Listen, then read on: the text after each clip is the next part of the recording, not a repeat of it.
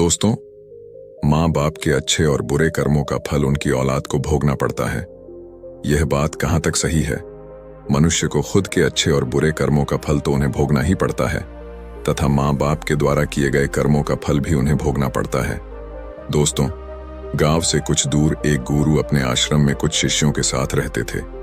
एक दिन एक शिष्य ने अपने गुरु से पूछा कि गुरुजी, क्या माँ बाप के अच्छे और बुरे कर्मों का फल पुत्र को भोगना पड़ता है? तभी महात्मा शिष्य से कहते हैं, भंते अवश्य ही भोगना पड़ता है। आज हम आपको एक प्राचीन समय की बहुत ही महत्वपूर्ण कथा सुनाते हैं, जिसे सुनने के बाद आपको पता चल जाएगा कि कैसे माँ बाप के पुण्य कर्मों का फल और बुरे कर्मों का फल उनकी औलाद को मिलता है या भोगना पड़ता है। दोस्तों, फिर महात्मा ने कथा को आरंभ करते हैं और कहते हैं, प्राचीन काल की बात है। एक गांव में एक किसान रहता था। वह किसान बहुत ही गरीब था। किसी तरह से मेहनत और मजदूरी करके अपने घर का खर्च चलाता था। उसे मजदूरी में दिन भर काम करने के बाद 50 रुपए मिलते थे। उसमें से वह 25 रुपए नित्य दान करता और 25 रुपए में अपने परिवार का पालन पोषण करता था। इस तरह से करते हुए कुछ समय बीत गया और इसके बाद उसके 2 पुत्र हुए। अब उस किसान के परिवार में कुल 4 सदस्य हो गए, 2 पति पत्नी और उसके 2 जुड़वा लड़के। धीरे धीरे उनके पालन पोषण में किसान को समस्या होने लगी, क्योंकि इधर दिन के दिन महंगाई बढ़ती जा रही थी। एक दिन की बात है, किसान के लड़के ने अपने पिताजी से कहा कि पिताजी, आप दिन का 50 रुपए कमाते हैं, जिसमें से 25 रुपए आप दान कर देते हैं और 25 रुपए में हम अपना गुजारा कैसे कर पाएंगे? किसान को चुप देख करके उसकी पत्नी ने कहा कि नहीं बेटा, ऐसी कोई बात नहीं है। आपके पिताजी रोज 50 रुपए कमाते हैं, उनमें से 25 रुपए दान कर देते हैं। यह तुम्हारे लिए ही दान करते हैं, दूसरों के लिए नहीं। लेकिन वह दोनों लड़के इस बात को नहीं समझते थे, क्योंकि वह दोनों नन्हे बालक थे। फिर इसी तरह से कुछ समय बीतता गया और किसान के दोनों लड़के धीरे धीरे बड़े होने लगे। इधर किसान की एक दिन काम करके घर आते समय कार से टकराकर मृत्यु हो जाती है। जब किसान की पत्नी और उसके दोनों लड़कों को पिता की मृत्यु की खबर मिली तो उनको बड़ा दुख हुआ। एक दिन किसान के दोनों लड़कों ने अपनी मां से पूछा कि माताजी, हमारे पिताजी कहाँ चले गए हैं? किसान की पत्नी ने कहा कि बेटे, तुम्हारे पिताजी हम सबको छोड़ करके यमराज जी के पास चले गए हैं। जब तुम्हारे पिताजी थे तो रोजाना 50 रुपए कमाते थे और 25 रुपए की बचत करते थे। हमारा पालन पोषण उसी रुपए में करते थे और बाकी का वह दान करते थे। अब हमारा पालन पोषण कैसे होगा? कैसे हमारा पेट भरेगा? मां ने अपने दोनों बच्चों से कहा, पुत्रों, जिस घर में गरीबी होती है उसका कोई सहायक नहीं होता है। उससे सभी दूर भागने लगते हैं, सिवाय ईश्वर के, क्योंकि वही गरीबों के सहायक होते हैं। बेटों ने अपनी मां से कहा कि मां, ऐसा मत सोचिए, हम दोनों भाई यमराज जी के पास जाएंगे और अपने पिता को लेकर आएंगे, क्योंकि हमने सुना है ईश्वर बड़े दयालु हैं। हमारे दुखों को देखकर हमारे ऊपर अवश्य ही उन्हें दया आएगी और वह हमारे पिताजी को हमारे साथ अवश्य ही भेज देंगे। बच्चों की बात पर उनकी मां ध्यान नहीं देती है। एक दिन की बात है, किसान की पत्नी अपने दोनों लड़कों को घर पर छोड़कर गांव में किसी काम के लिए चली गई और उधर उसके दोनों लड़के, दोनों भाई आपस में सोचने लगे, क्यों ना हम यमपुरी में यमराज जी के पास चले और अपने पिताजी को वापस लेकर आएं। ऐसा सोचकर अपने पिताजी को लाने के लिए वह दोनों भाई अपने घर से चल देते हैं। उन दोनों भाइयों को चलते चलते काफी समय बीत गया। उसी समय उनको थकान का अनुभव हुआ और दोनों भाई एक बहुत विशाल बरगद के पेड़ को देखकर उसकी छाया में आकर के खड़े हो गए। दोनों भाइयों ने सोचा कि बरगद के इस पेड़ की छाया में थोड़ा सा विश्राम करते हैं। फिर दोनों भाई उसी बरगद के पेड़ के नीचे बैठकर विश्राम करने लगे। तभी उस बरगद के पेड़ ने इंसान की आवाज में कहा कि बच्चों, तुम लोग कौन हो और कहां जा रहे हो? मेरी छाया में आज तक तुम्हारे जैसे कोमल बालक नहीं बैठे हैं। फिर उन दोनों बच्चों ने कहा कि हम किसान के बेटे हैं और अपने पिताजी को लाने के लिए यमपुरी में यमराज के पास जा रहे हैं। उस बरगद के पेड़ ने जब उन बच्चों की बात सुनी तो वह पेड़ बोला कि पुत्रों, तुम मेरे लिए भी यमराज से एक प्रश्न पूछ कर आना। वह कहने लगा कि मैं कई वर्षों से यहाँ पर लगा हुआ हूँ, लेकिन मेरा एक भी पत्ता जमीन पर नीचे नहीं गिरता है और ना ही मेरी डालियां कभी सूखती हैं। मैं कितने वर्षों तक और यहां पर खड़ा रहूंगा? मैंने अपने पूर्व जन्म में ऐसा कौन सा पाप किया है जिस कारण से मुझे इस अवतार से मुक्ति नहीं मिल पा रही है? इसका कौन सा कारण है? तब उन दोनों लड़कों ने कहा कि ठीक है, हम यमराज जी से आपका यह प्रश्न जरूर पूछ कर आएंगे। फिर इतना कहकर वो दोनों बालक वहां से आगे चले जाते हैं। चलते चलते रास्ते में उन्हें एक बहुत ही भयानक बड़ा सा भालू मिल गया। उस भालू को देखकर वह दोनों भाई डर के मारे कांपने लगे और खड़े हो गए। वहां से वह दोनों भाई भागने ही वाले थे। तभी भालू मनुष्य की आवाज में बोलने लगा, बच्चों, तुम मुझसे डरो मत। मुझे इतना बताओ कि तुम कौन हो और कहां जा रहे हो। वो दोनों बच्चे उस भालू के पास गए और हाथ जोड़कर कहने लगे, हे भालू देवता, हम दोनों किसान के पुत्र हैं और हम दोनों जुड़वा भाई हैं। हम दोनों यमपुरी में यमराज के पास अपने पिताजी को लेने के लिए जा रहे हैं। उस भालू ने कहा कि बच्चों, तुम यमराज जी से मेरा एक प्रश्न पूछ कर आना। मैं कई वर्षों से यहां पर इस जंगल में पड़ा हुआ हूं। मुझसे से अब चला भी नहीं जाता। मेरे शरीर में इतनी जान नहीं है कि मैं थोड़ा सा भी चल फिर सकूं। मैंने अपने पूर्व जन्म में ऐसा कौन सा पाप किया है जिस कारण से मुझे इस अवतार से मुक्ति नहीं मिल पा रही है? इसका कौन सा कारण है? तब उन लड़कों ने कहा, ठीक है, हम यमराज से आपका यह प्रश्न पूछ करके जरूर आएंगे। इतना कहकर वह दोनों लड़के आगे चलने लगे। फिर चलते चलते रास्ते में उन्हें एक सेठ जी मिले। सेठ ने कहा कि बच्चों, तुम दोनों कौन हो और इतनी कड़ी धूप और गर्मी में कहां जा रहे हो? देखने में तो तुम बड़े ही सुकुमार और कोमल लग रहे हो। उन लड़कों ने कहा कि सेठ जी, हम दोनों किसान के बेटे हैं और हम दोनों सगे जुड़वा भाई हैं। हम दोनों यमपुरी में यमराज के पास अपने पिताजी को लाने के लिए जा रहे हैं। उस सेठ ने कहा कि तुम यमराज जी से मेरे लिए एक प्रश्न पूछ कर आना। फिर वह सेठ कहता है, पुत्रों, मैं चलते हुए राहगीरों की प्यास बुझाने के लिए कई सालों से यहां पर एक कुआं खुदवा रहा हूं, लेकिन इसमें पानी अभी तक नहीं निकला है। मैंने अपने पूर्व जन्म में ऐसा कौन सा अपराध किया था जिस कारण से इस कुएं में अभी तक पानी नहीं निकला है? मैंने इसमें बहुत सारे पैसे भी खर्च कर दिए हैं, लेकिन अभी तक सफल नहीं हुआ। इसका क्या कारण है? उन लड़कों ने कहा, ठीक है सेठ जी, हम यमराज से आपका यह प्रश्न जरूर पूछ कर आएंगे। इतना कहकर वे दोनों बालक वहां से आगे की ओर चल दिए। चलते चलते रास्ते में उन्हें एक बहती हुई नदी मिली। फिर धीरे धीरे दोनों भाई नदी के किनारे पर पहुंचे तो उस नदी से एक मछली निकलकर उनके पैरों के पास आ गई और कहने लगी, बालकों, तुम कौन हो और कहां जा रहे हो? तुम दोनों बिना नाव के ही क्यों जा रहे हो? तब उन्होंने कहा कि नाव में बैठने के लिए हमारे पास पैसे नहीं हैं, क्योंकि हमारे जो पिताजी थे वे दिन के 50 रुपए कमाते थे, जिसमें से 25 रुपए रोजाना वे दान कर देते थे और 25 रुपए से हमारा पालन पोषण होता था और किसी तरह से हमारे घर का गुजारा होता था। अब हमारे पिताजी घर पर नहीं हैं, वे ईश्वर के पास चले गए हैं, इसलिए हम दोनों भाई उनको लाने के लिए यमपुरी में यमराज जी के पास जा रहे हैं। उन बच्चों की बात सुनकर उस मछली ने कहा कि बच्चों, तुम यमराज जी से मेरा एक प्रश्न पूछ करके आना। कई वर्षों से मैं इस नदी में भटक रही हूं। मेरी 7 पीढ़ियां गुजर गई हैं, परंतु मैं अभी तक इसी नदी में रह रही हूं। मैंने अपने पूर्व जन्म में ऐसा कौन सा अपराध किया था जिसके कारण मुझे इस अवतार से मुक्ति नहीं मिल पा रही है? इसका क्या कारण है? तब उन लड़कों ने कहा, ठीक है, हम यमराज जी से आपका यह प्रश्न जरूर पूछेंगे और वापस आते समय आपको बता करके जाएंगे। इतना कहकर वे दोनों लड़के वहां से आगे बढ़ गए। चलते चलते दोनों भाई नदी के दूसरे किनारे पर पहुंच गए।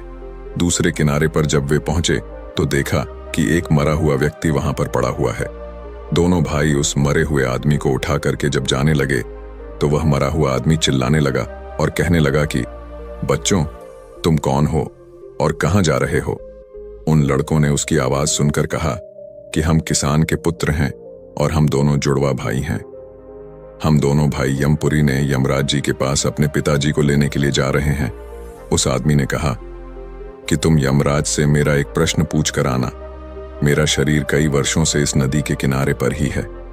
कभी पानी की लहर आती है तो मेरा शरीर नदी के अंदर चला जाता है, लेकिन वापस लहर के साथ ही फिर से बाहर निकलकर किनारे पर आ जाता है। ना तो मेरा शरीर गलता है और ना ही सड़ता है। इतने सालों से जैसे का तैसा ही है। मैंने अपने पूर्व जन्म में ऐसा कौन सा पाप किया था जिसके कारण मुझे इस शरीर से मुक्ति नहीं मिल पा रही है, और इसका क्या कारण है? उन लड़कों ने कहा, ठीक है, हम भगवान भोलेनाथ से तुम्हारा यह प्रश्न पूछ करके जरूर आएंगे। इतना कहकर वे दोनों बालक चलने लगे। वहां से चलते चलते दोनों भाई को रात हो गई थी और काफी दिनों से चलते ही जा रहे थे। तो वह दोनों भाई काफी थक गए थे। तो तभी उन्हें पास में एक झोपड़ी दिखी, तो वह दोनों भाई उसके अंदर सो गए। सुबह जब आंखें खोली तो वह यमपुरी में यमराज के पास पहुंच गए। दोनों भाइयों ने यमराज को हाथ जोड़कर प्रणाम किया और कहने लगे कि हे प्राणदाता, मेरे पिताजी कहां पर हैं? जब हमारे पिताजी घर पर थे तो वे रोजाना 50 रुपये कमाते थे, जिसमें से 25 रुपये दान करते और 25 रुपये से हम लोगों का पालन पोषण करते थे। लेकिन अब जब वे घर पर नहीं हैं तो हम दोनों भाई और हमारी माँ भूखे मर रहे हैं। आप उन्हें जल्दी से हमारे साथ हमारे घर पर भेज दीजिए। यमराज ने उन दोनों बालकों की बात सुनकर कहा, ठीक है, मैं तुम्हारे पिताजी को घर पर भेज दूंगा, पहले तुम दोनों भाई यहाँ पर बैठो। यमराज जी ने उन दोनों बालकों को अपने पास बिठाया और उनको भोजन कराया। भोजन कराने के बाद पूछा कि तुम दोनों भाइयों को और क्या चाहिए? उन दोनों लड़कों ने रास्ते में जो जो उनको मिला था उनके प्रश्न यमराज से पूछे। यमराज ने उन सभी के प्रश्नों का उत्तर दिया और कहा कि हे पुत्रों, तुम दोनों जाते समय उन सबको उनके उत्तर बताते जाना। और यमराज ने कहा कि तुम दोनों अपने घर पर जाओ, तुम्हारी माँ तुम्हारा इंतजार कर रही है, तुम्हारे पिताजी तुम्हारे घर पर पहुंच जाएंगे। फिर दोनों भाई यमराज को प्रणाम करके वहां से वापस अपने घर के लिए चलने लगे। चलते चलते रास्ते में सबसे पहले उन्हें वही मरा हुआ आदमी मिला जो नदी के किनारे पर पड़ा हुआ था। उन दोनों लड़कों को देखकर वह मरा हुआ आदमी खुश हुआ और कहने लगा, बच्चों, तुमने यमराज से मेरा प्रश्न पूछा था। तब उन्होंने कहा कि हाँ, हमने यमराज से आपका प्रश्न पूछा था। यमराज जी ने कहा कि तुम पिछले जन्म में बहुत बड़े विद्वान थे, परंतु किसी को भी अपना ज्ञान नहीं बांटा। अब मर गए तो वह ज्ञान तुम्हारे अंदर ही अंदर खोल रहा है। जब तक तुम अपना ज्ञान किसी को नहीं बांटोगे तब तक तुम्हारी आत्मा को शांति नहीं मिलेगी। फिर उस मृतक आदमी ने कहा कि बच्चों, अब ऐसी हालत में मेरे पास ज्ञान लेने के लिए कौन आएगा? तुम ही मेरा ज्ञान ले लो। फिर उस मृतक आदमी ने दोनों भाइयों को जितना भी उसके पास ज्ञान था वह सारा ज्ञान उन दोनों बालकों को दे दिया, और ज्ञान देने के बाद तुरंत ही उसकी आत्मा को मोक्ष की प्राप्ति हो गई। फिर दोनों भाई वहां से आगे चल पड़े। चलते चलते उन्हें वहीं मछली मिली। मछली ने कहा कि बच्चों, क्या तुमने ईश्वर से मेरा प्रश्न पूछा था? उन दोनों बालकों ने कहा कि हाँ, हमने ईश्वर से मैंने आपका प्रश्न पूछा था। उन्होंने कहा है कि तुम्हारे अंदर अमृत है, जब तक तुम इस अमृत को किसी को नहीं दोगी तब तक तुम ऐसे ही व्याकुल रहोगी। फिर मछली ने कहा कि बच्चों, अब कौन मिलेगा? मुझे तुम ही मेरा अमृत ले लो। फिर मछली ने अपना अमृत उन दोनों बच्चों को दे दिया, और अमृत देते ही उस मछली की आत्मा को मोक्ष की प्राप्ति हो गई। इसी तरह से दोनों भाई वहां से आगे बढ़े तो चलते चलते रास्ते में उन्हें वही सेठ मिला जो राहगीरों के लिए कुआं खुदवा रहा था। उस सेठ ने जैसे ही दोनों लड़कों को देखा तो बड़े प्रेम से हाथ जोड़कर कहने लगा कि बेटे, तुम दोनों लोगों ने मेरा ईश्वर से प्रश्न पूछा था। उन्होंने कहा कि हाँ, पूछा था। ईश्वर ने कहा कि आपके घर में 2 जवान कन्याएं कुंवारी बैठी हुई हैं। जब तक आप उन दोनों कन्याओं का विवाह नहीं करेंगे और कन्यादान नहीं करेंगे तब तक इस कुएं में से पानी नहीं निकलेगा। पहले जो आपका कर्म है उसे पूरा करिए, जो ईश्वर ने आपको दायित्व सौंपा है। पहले वह करिए, आप कन्यादान करिए, उसके बाद इस कुएं को खुदवाइए। फिर उस सेठ ने कहा कि मैं अपनी कन्याओं के लिए लड़का कहाँ ढूंढने जाऊंगा? तुम दोनों मुझे बहुत ही सीधे स्वभाव के दिख रहे हो और सुंदर भी हो और देखने में एक जैसे दिख रहे हो।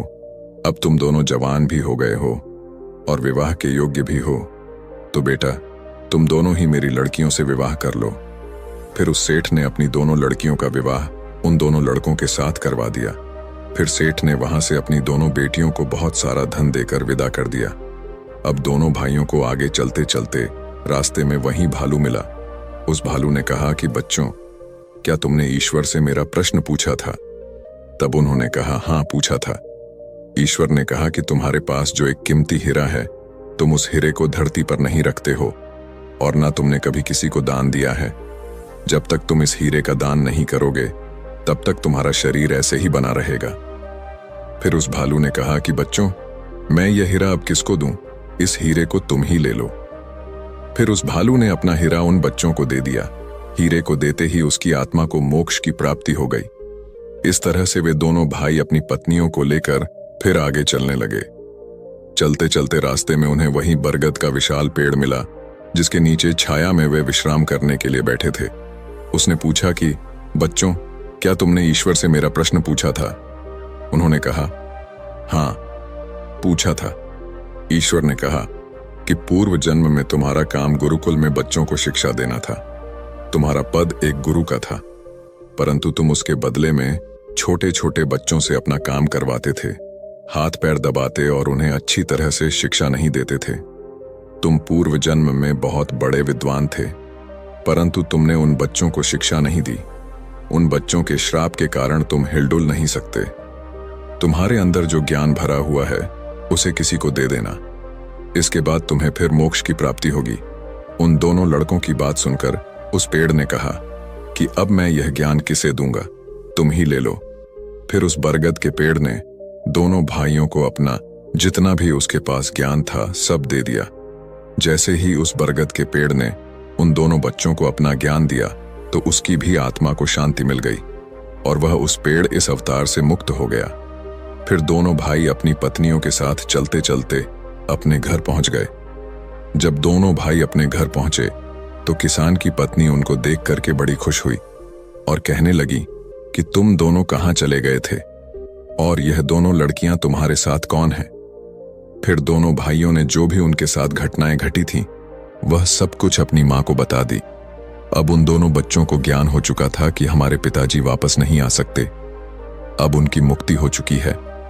उनके पिताजी ने जो दान धर्म किया था, उसका फल उन दोनों भाइयों को ईश्वर ने दे दिया। दोस्तों, इस प्रकार से महात्मा ने अपने शिष्य को बताया है कि माता पिता के अच्छे और बुरे कर्मों का फल उनकी औलाद को कैसे प्राप्त होता है और पूर्व जन्म के कर्मों का फल व्यक्ति को कैसे मिलता है और उसके पिता द्वारा किए गए पाप और पुण्य कर्म भी उसके बच्चों को कैसे मिलते हैं।